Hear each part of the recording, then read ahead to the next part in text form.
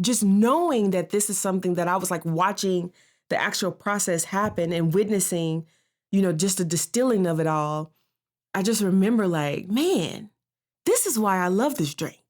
Just to know that these hardworking people here are putting their love into these drinks and we're putting it out on the shelf and some people are scared of it, rightfully so. If you a bitch, just say that. But what I'm saying is that watching these people kind of do these drinks, it really brings a different side of like when you start to drink it and kind of know like what the process was. You have a huge appreciation for it.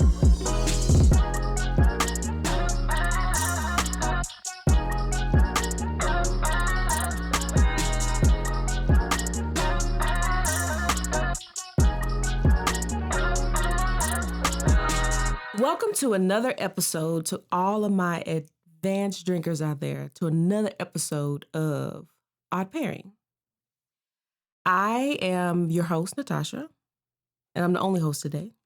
So today we are going to be going on a small little journey through the world and drinking.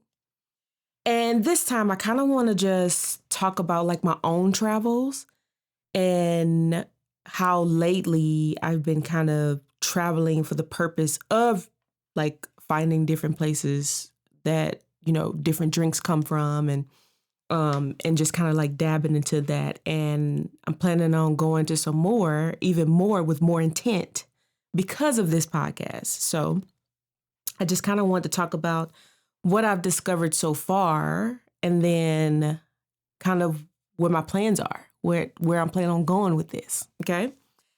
So I hope that everyone's 4th of July was amazing, was great, and you got to celebrate and, just kind of do it the way that you wanted to do it, even with a lot of the adversity that are going on in the United States as of yet. It's kind of hard a little bit to be proud and feel like you're free sometimes. So yesterday, I just kind of spent some time with my sister and we went and saw local people throughout Santa Monica pop fireworks.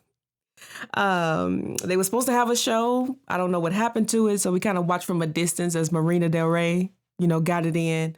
And then we could see like Malibu. So she's like in a really good spot where you can kind of see either side of those. So we still kind of saw a little bit of fireworks, but I don't know if maybe I need kids or something, but I sometimes feel like that I don't really get excited about fireworks as I used to. I used to look forward to it, but for some reason this time I didn't really feel that way. I was just like, I can see them if I want to, if I don't, whatever. Didn't do any cookouts either. My sister cooked, so that was great that she did that for me. So shout out to, the other chef in the family, my sister. So before I get deep into like traveling the world and drinking, I kind of want to talk about like what I'm drinking today. So as you guys know from season 1, I've really been kind of getting into it thanks to Paige. I've really been getting into drinking different beers now. And I'm not still not doing Miller, still not doing Coors. I don't know. It tastes and smell the way it comes out. So I don't think I ever be doing those, but I wanted to feature this really, really dope, one that I went to. The name of the company is Crowns and Hops Brewing Company. They're out of Inglewood.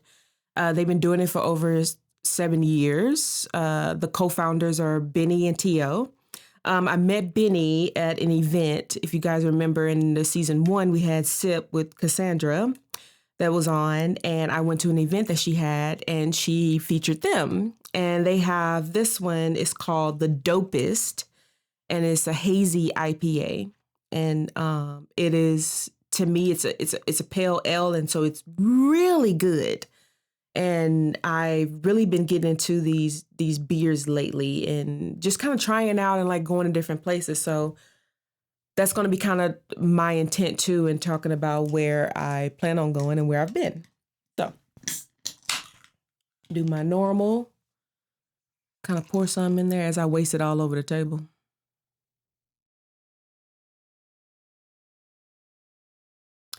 But as usual, cheers. Mm. Mm-hmm. It tastes just as good as the first time I had it. Yeah, so they are, once again, out of Inglewood, California. And they're in a couple of places here in San Diego, we found. So if you're in the San Diego area or in the Los Angeles area, you definitely can find them. I'm pretty sure they might be in the Bay as well. I think I remember them saying that they were up there too. So yeah, if you're in California, please try them out. They're very good, especially if you're into IPAs. So for this episode, we're going to step a little bit behind kind of the bar, if you will, and we're going to kind of just go out and explore like what the world has to offer and kind of what they have and where different things kind of come from. So did you know that every bottle of wine, beer, and spirit that's kind of out there has its own story behind the label? And I think that that's a lot of the reason why we started this podcast, is because it's more than just going in a store and then picking up and going, oh, a pretty cool can. And maybe it's good, it's an IPA or it's a kombucha or, whatever, and being able to drink it. So for us, it's more of just going behind that label and trying to figure out like, what is it behind the label that these people are trying to tell this story? So as you can see, like most of the season, this season and last season, we had a lot of people talking about like their tasting rooms and what kind of experience that they're giving people when they come into their breweries or wineries or distilleries, and having that kind of community that builds around it. And I kind of want to keep that going because that's super important when it comes to being in the community of either beer, wine, or spirits. So, but sometimes I want to, as big as San Diego is when it comes to breweries, we have to think about like where everyone else is with it and how other places kind of dabble into alcohol. So, we talk about on this show, like the ingredients, we talk about the production methods that people use, the people that are involved. And my favorite part of it is the culture that's around it. So even though I have a psychology degree, I kind of like the sociology of it all as well, because it really shows like where people culturally are drinking and kind of getting into different, just whatever their drink of choice is, and how they make those traditions kind of around them and the cultures around it. So that's probably why on my quest coming up is why I'm making it more intentional on going to these different places and figuring out like, you know what, I really want to go to Champagne, France, and then just kind of going there and just being like, I want to know where champagne come from. I want it to be flowing. So my goal is to kind of go to these different places and retry, because I think when I traveled before, and we'll kind of get into like the different places that I've been, when I traveled before, it was always this, I was still very curious about like what was the local drink and why was it the local drink. But I think my intentions this time is kind of trying to see like what the production like of the local drink is, where, when we go to Mexico, where the agave is and like how they get that and ferment it. Like I'm very, very going to go deep into it this time. So I have a lot of travels coming up, and hopefully I get to post some of those so you guys can see that as well. I'm terrible when it comes to social media for myself and posting places. I be going to some dope ass places and never post because I be enjoying myself. I'm one of those old school people who like go to places and I like actually enjoy it. And people be like, oh, did you do pictures? And I'm like, yeah, it was probably me and my husband like in the background, but we didn't take pictures of like what we actually did because we were enjoying ourselves. So I'm probably making more intentional this time for you guys, just so you can see where are we going to go. So as a world traveler, I've been very lucky to visit just many different corners of the globe. I visited at this point 58 countries. And with that, some of them were, I had to go because I had to go, if you know what I mean, for those you who know. And then the other ones I got to like actually experience and have a good time there. And as I grew up and came out of more of the party life, I kind of was more into the attentional. Now I'm here to kind of immerse myself in the culture and to kind of see what is going on. So we'll talk about some of those. So when it came to France, I went to Bordeaux once, and we were in kind of like the vineyards of it. And I remember because they have like different, almost like a winery. It's just as you would go anywhere. And it was just being, when you hear the countryside of France, this is what it felt like.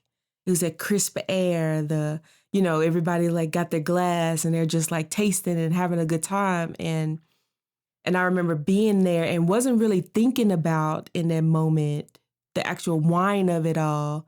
I was thinking more of, I'm just immersing myself in the culture, just talking to the people. And that's one thing I will do.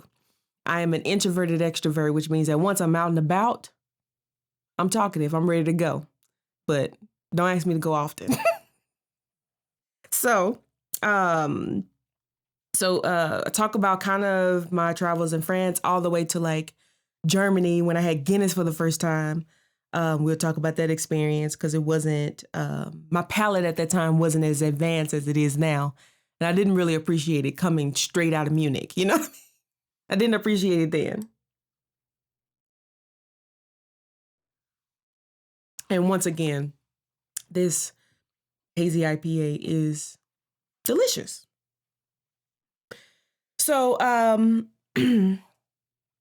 it wasn't just, of course, in my travels, you go, and I think that I've always had this kind of knack for trying to figuring out or wondering what it was that these different production companies, when it came to, distilling, brewing, or a vineyard, like what their intentions were.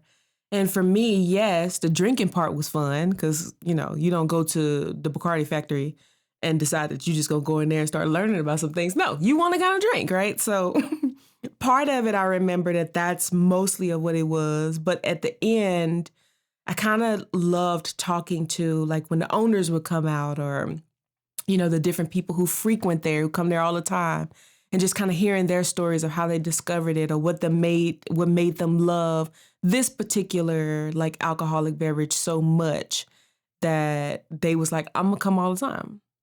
And I love that people can find those different things and then just kind of gravitate towards them and tell you their story. And before you know it, you're kind of like, I need to try this. If you like it so well, I need to try this drink.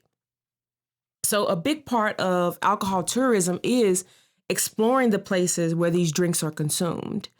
Because it's something about being in a local pub or tavern or just in the wine bars in these different countries like Spain and Italy. And you learning so much about that cultural relationship that the alcohol has in terms of immersing yourself in those social settings.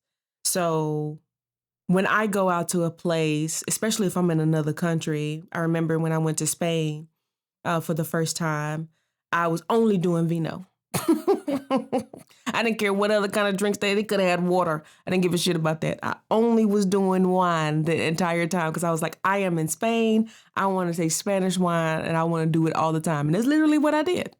I think my teeth were very red when I left that place. Because I drank it like, all day. And so I just remember being in the restaurant in Spain. I think I was in Rota at the time. And I remember being in the restaurant, and of course they bring like olives to the table.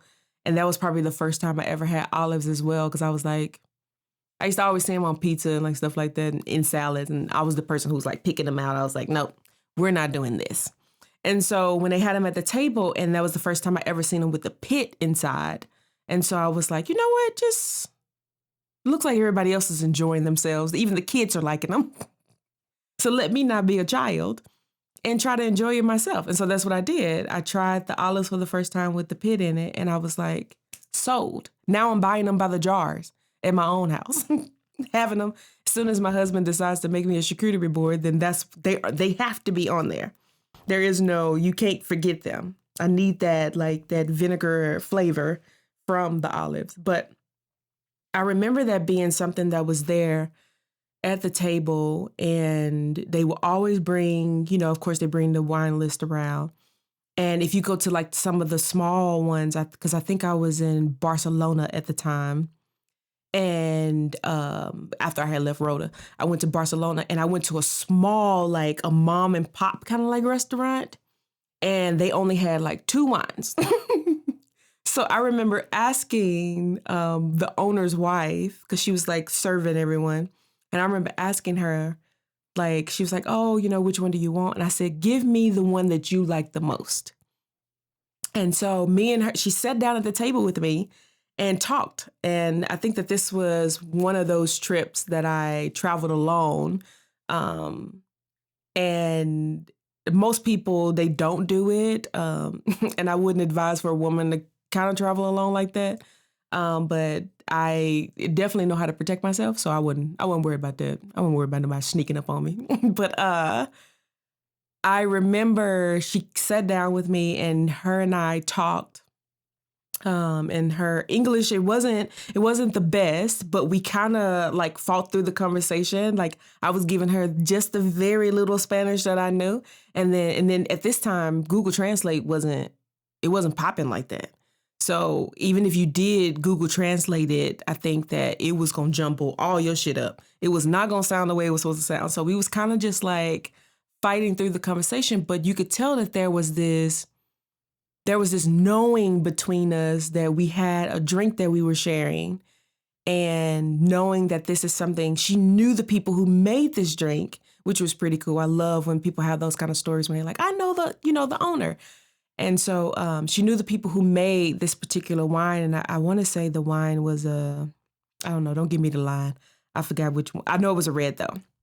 And by the time, who knows what kind of red it was, because we drank probably 2 bottles. Between the 3 of us, we drank 2 bottles. It was me, her, and her husband.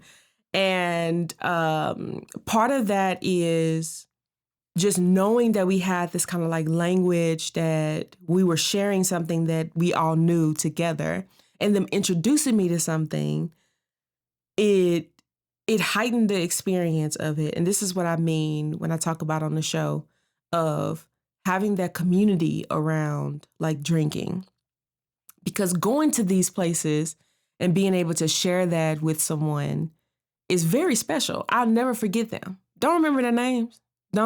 Couldn't tell you. You could probably say it to me and I'd be like, but I do remember their faces. That's one thing I am good at. I'm very good at remembering faces. Names slip my mind. I have to say it like 4 times and then I get it.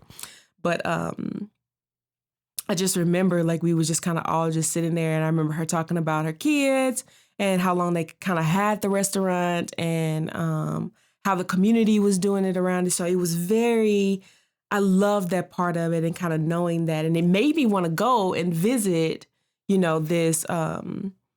this vineyard to kind of see like what this wine, how they kind of make this wine. I think that that's probably going to be on my checklist of places to go. So I remember that.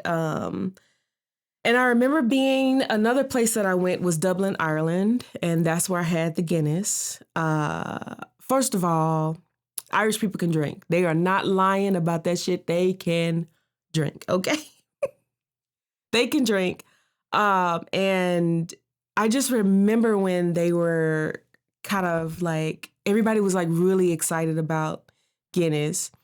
And from me had it in Munich, in Germany, and then having it in Ireland, I think it was different this time when I had it in Ireland, because it was kind of like a pride thing for them in terms of like having this there. And the way that everybody just celebrated for no reason, that's the type of life I want to live. Like they were just so happy. They was like, oh, why are you here? And I'm like, oh, I'm here for work. And I'm just, just in town. I just kind of want to just stop in a bar and just, have a drink or whatever. And they was like, yeah, cheers to you traveling and drinking. And I was like, hell yes, let's do it. Let's do it. And I think that was the the most fun I had in terms of just being, again, traveling by myself and being out and like drinking and just making that connection with them because they really were excited about, and it was a cute little pub. It was like a pub that you see like on TV. It was just the cutest, like little, it was dark, some places, a part of the club you probably didn't want to walk in because you never know what was lurking around it. But I stayed in a well-lit area only when I went to the bathroom. And just kind of thinking about like how much fun I had when I was in Ireland. Now that accent was super thick, so I barely understood anything anybody was saying. But once again, just like that experience that I had in Spain, in Ireland, it was us drinking together. Like I was getting, of course, a couple of words here and there, and I was just like, oh, okay, I know we're talking about football, soccer for them. I said, oh, we're talking about football. Okay, great. So they're talking about like different teams and they're excited that this team is going this place and this, I didn't know what the fuck teams was because you could miss me with football, the actual football and soccer. I used to watch a lot of football, but ever since Kaepernick, I ain't been watching it the way I used to. But when it came to that, I just remember that there was so much camaraderie and we laughed. Even though I didn't understand a lot of like what they were saying, I was laughing so much at them laughing that it just turned out to be such like a great night. And just having that, and it's like that old, when you think of like being in a bar and knowing the bartender throwing a towel like over their shoulder and like, cleaning glasses. This is exactly how this place was in Dublin.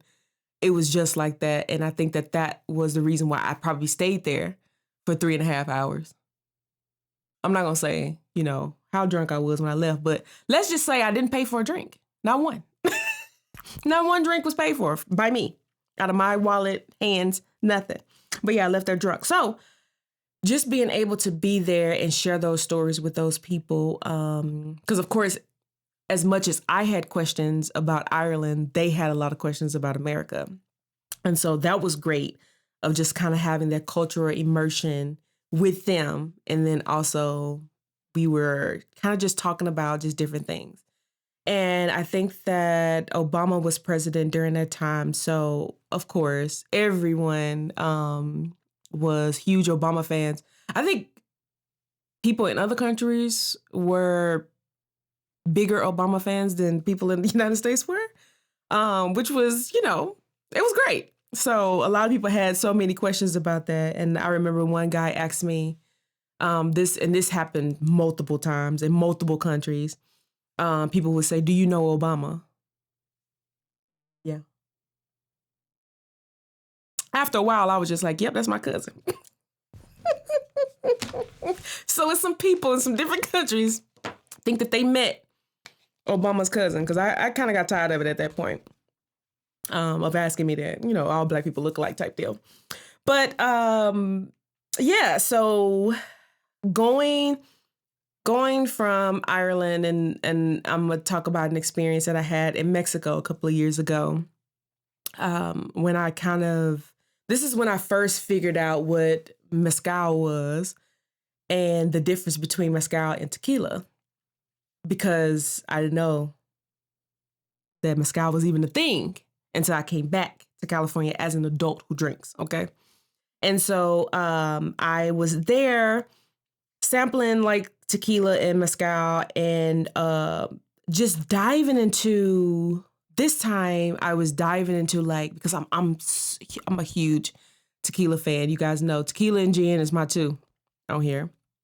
And just visiting like the agave fields, that is something that, first of all, I didn't even know what agave looked like until I went. And I was like, oh, I think I've seen this before. Didn't even know it. So just observing them kind of roasting it and fermenting and like all of these different things during that time, I just thought that it was like so cool. And it made me appreciate like tequila even more. Just knowing that this is something that I was like watching the actual process happen and witnessing, just the distilling of it all. I just remember like, man, this is why I love this drink. Just to know that these hardworking people here are putting their love into these drinks and we're putting it out on the shelf and some people are scared of it, rightfully so. If you a bitch, just say that. But what I'm saying is that watching these people kind of do these drinks, it really brings a different side of like when you start to drink it and kind of know like what the process was, you have a huge appreciation for it. And I think that's also like on this show, how I've had a huge appreciation for the owners, like meeting some of the owners and people who work in these breweries and wineries and distilleries. Hearing their stories and what they go through every day made me appreciate this even more, where I'm not just drinking it because I just want to get drunk today, or I'm just, just enjoying a drink, but I'm actually knowing that there's a purpose behind this, that these people have thought it out and just smelling it with them and like all of these different things is now, it's a huge appreciation for it. So I encourage you as our listeners to also kind of go to some of these places. A lot of these places have tour. You could sign up and, go on a tour and kind of ask these questions of like, what made them come up with it? Is this a family thing? Like, have you been doing this for years? Or, did you want to step outside of your zone? And I'm loving now that women are really getting into like doing distilling, especially and brewing, and telling their stories about how it was a male dominated world at that time. And now that they're kind of getting into it, it makes me really happy and hopeful that I will one day, something in the works, one day be able to say that I got something on the shelf as well. So just understanding their role in the celebration of it all, because being able to drink, especially in Mexico, being able to drink with them of something that they've made it super special. Like, I don't know if I've done that in other places, but I felt like in Mexico it was like super different because it was almost like nobody was like dressed up to like do a tasting. They literally came out of the agave fields and was like, yeah, we're gonna do a quick tasting right now of all of them and let's see how you like it. And I'm like, yeah, let's do it. So it's definitely an incredible journey of being able to, when I did Mexico. But here's the thing. Everybody can't globetrot. Everybody can globetrot and become an alcohol tourist. That's me. But sometimes, does this mean that because you can't go globetrotting to 57 countries as well, does that mean that you can't do it or you miss out on being able to taste these different like beverages from these different parts of the world? And absolutely not. Absolutely not. You could do it at the house. You could travel through your living room with these different drinks. And what I'm loving about documentaries now is that people are now diving into these places. So you can go and buy the drink before you watch, of them talk about like how they got started or where they are, and then just kind of go on that journey with them. And I think that that's what's so cool about it. You can kind of do this from the comfort of your own home. And I would also encourage you to, when you buy, especially when you buy local, pull up their websites. They didn't create these websites just to have them. They created them also because their history is on it. Their story is there. They wanted you to kind of get an understanding of like what their actual like production methods are and who's on the team. Kind of put a face to what you taste. You know what I mean? So I would also encourage to do kind of like host some theme parties. Like if you know, with odd pairing, right? We sometimes talk about food, so figuring out how you can pair where you like a different beer, wine, or spirit from whatever country, and then be able to pair that with the food and make that like a whole theme. If you want to have, like an Asian night where you just, or where you want to go to Japan and have some sake, on the table, or any of those type of things. And that would actually help you in terms of being able to kind of travel to those places while you also kind of just doing it from your own home and don't have to worry about spending, $1,500 on a ticket. Don't ask me how I know. But it gets you to engage because there's a community for it, even online. You could find like different communities that, different people who talk about, like in California, like IPAs and stuff. There's different people who talk about, oh, like, have you tried this one? Or there's one over here and at this particular location, going to go get it. And I think that when you kind of do that at home, it kind of puts you in that as well. And kind of learning how to drink it out of the right glass. Like going back to the episode I talked about and drinking alone, it allows you to kind of immerse yourself in trying to study like what these drinks are or learning the history of these. And you could do that with friends as well with this. And when I bring up Japan, I used to live there. I lived there for 3 years, and sake was, I remember that was the weirdest thing to have hot alcohol. I was like, what is this? What do you mean? Is it tea? Is it what is this? And having that experience and knowing how they do sake, like it's kind of a ceremonial type thing that they do when you go and you have the sake with people. It's not having like, it's not like having a beer or like a glass of wine. It's more of a ceremonial thing that happens at the table. And I thought that was like so cool. And I'm taking my husband back just so he can kind of experience it. Because we both, when it comes to like culturally, because he's in the food and of course I'm the drinker, we kind of want to go to these different countries and like bring that and kind of align it. So we're like our own odd pair at home. We kind of do that together. So I want him to kind of see how these different ceremonies are done and different places of how they do alcohol and what they do with it and how great it is. So going back to what you can do at home, there's always ways to travel and deepen your understanding and appreciation for alcoholic beverages without even stepping foot on the plane. Not at all. You don't have to do all that. It's fun. It's great. You get out the country, you do something, you experience something else, but you could also do it from your house as well. So, any other time that I've been, there was another, where was it? It was another place that I had a great like alcoholic beverage experience. And I think it was, I want to say it was Italy.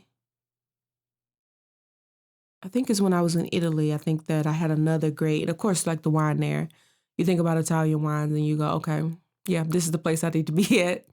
And I think it was another kind of like Spain experience, but it wasn't like a small place of like a mom and pop. I think that they had like wines like you would if you used to go to like a wine bar. But I just remember like the different knickknacks that they had at the bar, like that they would give you that you didn't have to pay for. Like in America, if they brung you bruschetta, they didn't have that, but I'm saying like it was something similar to it. So if they had something like that, and then I remember they had like olives and then they had like pickles and stuff like that. But all of this stuff was free. It was just for you to like taste, right? You just buy. You had your wines and stuff, and you probably had like a flight of it, and they was serving it, and then they had like all of these different snacks. And of course, I'm thinking, all right, like my bill is about to be with all of the bottles that I was buying and this like makeshift deconstructed charcuterie is what I would like to call it. I probably was looking at maybe almost $200. But I didn't. It was like 50. It was like 50 USD. And I was like, oh my God. So they was like, oh yeah, all of this is free. This is just stuff that we just give people to kind of cleanse their palate or like taste things. And I was like, wait, they don't do this in America. They want to charge you. You take a toothpick. It's $5.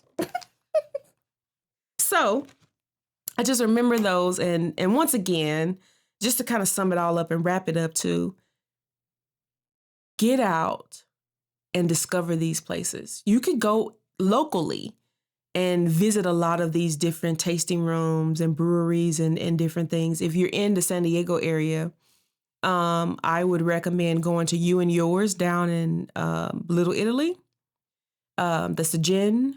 Her gin is absolutely amazing. She has nailed it. I've been out here tasting other gins and been like, they're not You and Yours. They're not You and Yours. And I've been out here tasting. And I just haven't. Now I will say that Ryan Reynolds Aviation, that's a really good gin. But some of the others been kind of tough, but in comparison to Laura Johnson's Sunday Gin. And then here in North County in Escondido, you have Sip Wine and Beer with Cassandra Shag.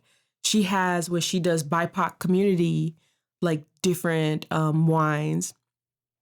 And I think beer too as well, wines and beer. And you can go there and she knows a lot of the history of some of these because she's featured them on her show. So if you go there, you kind of just ask her, like, who are these people? Where are they at? Where are they located? You find out that a lot of these people are very, very close.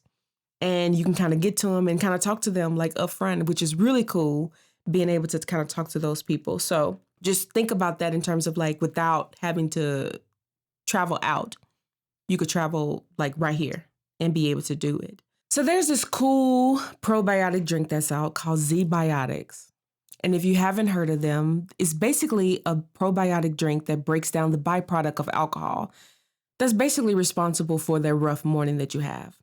If you order some, if you go on their website and order some, you can get a special discount through Odd Pairing by putting in our code OddPairingPod. That's OddPairingPod. And you'll be able to get a discount. Happy drinking. This drink is to all those people out there who are going to travel the world. And I want you in Dublin. I want you in Munich. I want you in Singapore. I want you in Hong Kong. I want you in all of these different places, fellowshipping with the people over a glass of whatever that they do. Ask them what they like. Now, if you don't like it, you can put it back and then just go over what you know. But at least you're in there, celebratory, diving into the culture and trying to figure out what it is that they have and what they do. So with that, whether you are a globetrotter like myself or you're a homebody, try it out. Try to figure out what's out there in the world and do this. And until next time, this is Odd Pairing. Thanks for listening and watching Odd Pairing. So please subscribe, like, rate, and comment with your favorite drinking stories and curiosities about adult beverages. Cheers. I'm going to happy hour. Who's driving?